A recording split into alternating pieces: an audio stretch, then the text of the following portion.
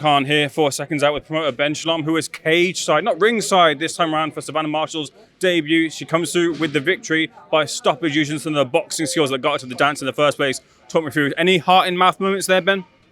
The whole experience. I feel embarrassed to say it, but it was my first MMA event, and it was it's brutal, isn't it? It's so intense, but I really enjoyed it. I thought they put on a great show.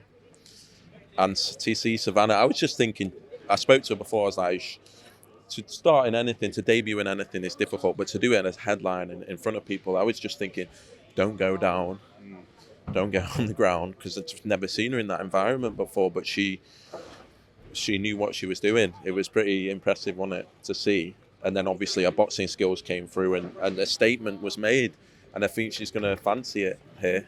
Obviously Claressa was here, and Savannah will definitely fancy it in the cage against her. But yeah, amazing night, brilliant night, and really enjoyed it, and delighted for Savannah. And you've got to take your hat off. You know, that was someone that used to be nervous about boxing and being on the big stage, just doing something new, training so hard, risking a lot, and then performing like that. It was it was great to see. Getting to your side of things, is there a danger that if she's keeps getting the successes, not that you want any downfall for her, but if she keeps being successful in the MMA side of things, it might take away from the boxing side of the game, where you're trying to push her for the rematch in the ring with Claressa Shields? Thought that rematch will happen, but not at all. I mean, you want the best for your fighters, and Savannah's now built such a brand. If it was different, it's different if in boxing there's like 3 or 4 Claressa Shields fights, or there's different opponents that cause her a problem. The middleweight division, the super middleweight division, let's be honest, Claressa and Savannah are miles ahead.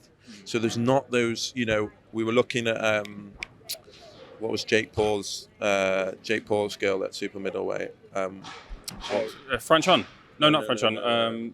You know what I mean? Green, Shaday's Green. We always thought that was a potential fight, and then look what Franchon did to her, and then you look at what Savannah did to Franchon. So there's just not those big nights that get her excited. So you're always looking for something, and so for her to have built the brand, and for us to have got to the point where she can do things like this, there's not many fighters that can, and so it's great. And her stock just keeps rising, and that'll make when the rematch does happen. I know she wants to fight at the end of the year back in a boxing ring as well. Yeah. But when the rematch does happen, I think you're going to see one at 168 over 3-minute rounds, which is, for me, suits Savannah down to the ground. Claressa's always going to win rounds, and the shorter they are, the better. She's just so fast, and she knows how to win the points. But I think Savannah having more time to pick her shots and find her gaps, and we know she's a patient fighter. I think over 3 minutes, that's her biggest chance, and especially at 168. I was surprised she was fighting at 160. I think she had to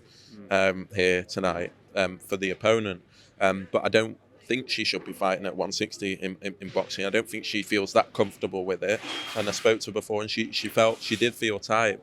So I'd like to see it 168, 3-minute rounds. It's a huge event, but also I expect it to happen in the cage as well, which is mad to think. So how cemented is her return to the ring? She said to me in the lead up to this fight that she would be looking to have a fight later on this year. Could have had something scheduled in March, I think she said as well. But yeah, how definite and concrete is that return to the ring? Look, after tonight, she might decide that she wants to stay and do another fight in the cage. But for me, it's about getting her ready for the big one. It was such a huge event last time, most watched women's boxing event of all time. It really was. It was special, and I expect it to happen. But I think she'll want to get back in the ring towards the end of the year, and then into that fight. Touch on a couple of subjects before I let you go, Ben. First of all, I'll be there during the fight week for CBS versus Riakporhe 2. Just talk me through the fight. Look, speaking to Richard Riakporhe in the lead-up, he seems incredibly confident. He seems like he's, sees holes in the game of CBS and sees some of the attritional warfare that he's had beforehand as, places where he can capitalize on CBS. But CBS has that experience now as well, too, also with Shane McGuigan in the corner. How close is this fight? Look, you look at Chris Billam-Smith and you see a guy that always finds a way, that's now been at world level, that's had really tough fights and come through, that's been really active. And so you have to think that he's more prepared for this than Richard. However, Richard, since we signed him, and it's a special journey with Richard, like special journey with Chris, to go from almost, European level, fought that first fight at Isaac Chamberlain, then sold out a stadium, then defended, and here we are at another stadium. Amazing. Richard was the first ever fighter, I think, in an 8-rounder, our first fight on Sky. So his development as a boxer, and he's just got sharper and more educated as a boxer. We saw when he first came in those massive fights and those Chris Billam-Smith fights and the Sam Hyde fights.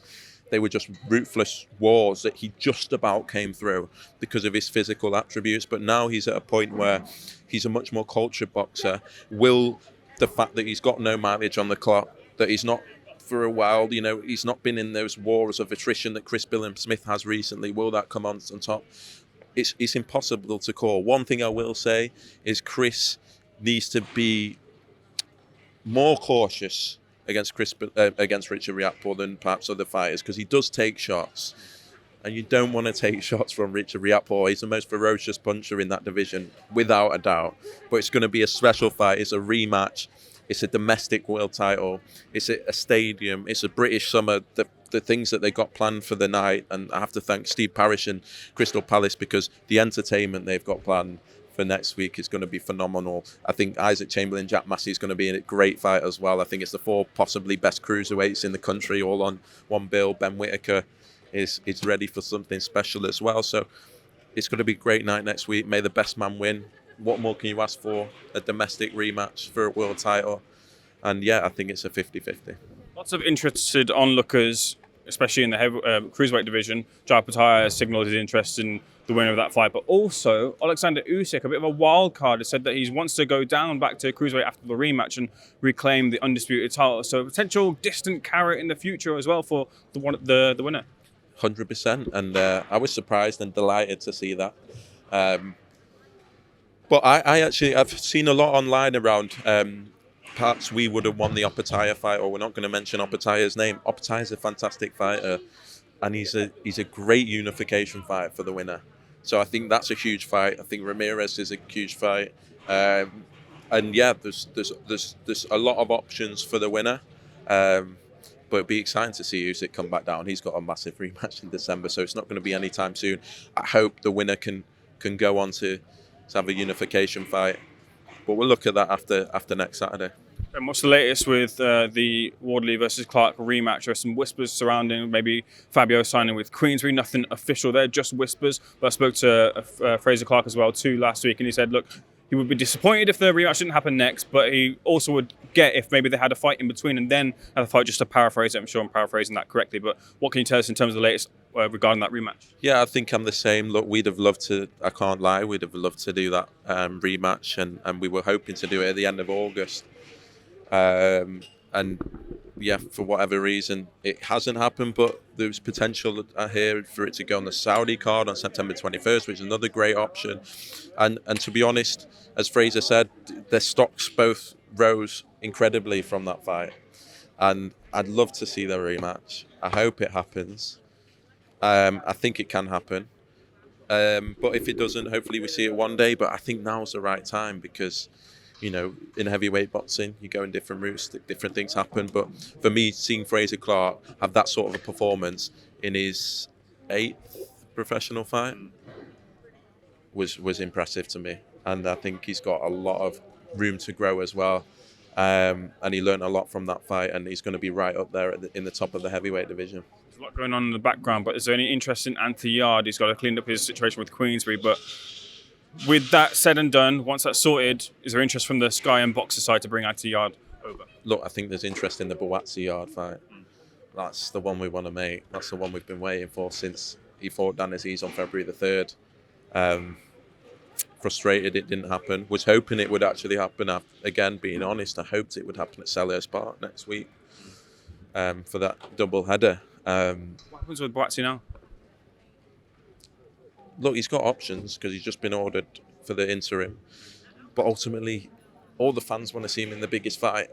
And I hope the Yarde fight happens next. I still do, because I know that's the one Josh wants. He wants the big nights. He wants to. He's proven himself, and he's got up to this level. He's number one in 3 governing bodies. He's going to have to wait for Bivol Beterbiev, and possibly might be a rematch there. That could go on and on and on.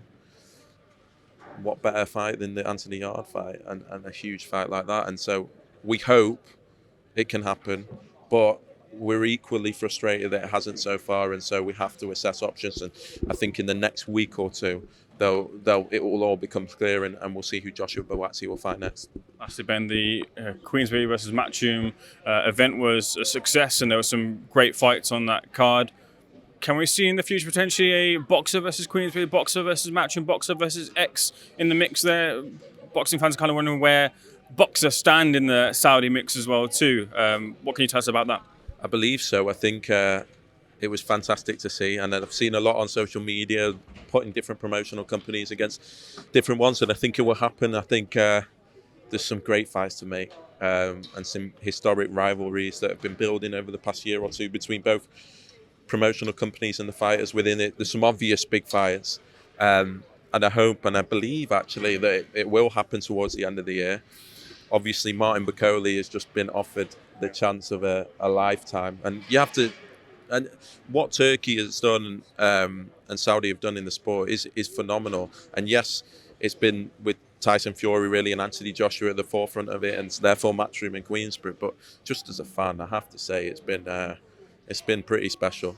And so for him to give that opportunity to Martin Bakole's never getting that fight pre His Excellency, never. So to get that opportunity where he now gets to fight Jared Anderson, and in my opinion, definitely wouldn't have liked that fight.